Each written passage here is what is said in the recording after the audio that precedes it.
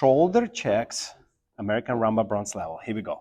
Quick, quick, slow, quick, quick, slow, quick, quick, slow, quick, quick, slow, quick, quick, slow, quick, quick, slow, quick, quick, slow, and quick, quick, slow.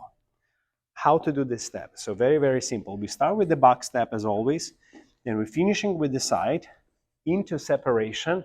Now from here, followers will step back, leaders will go forward check.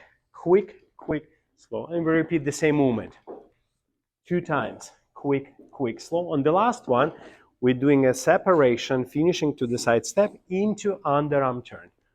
And then we can do the same from very beginning.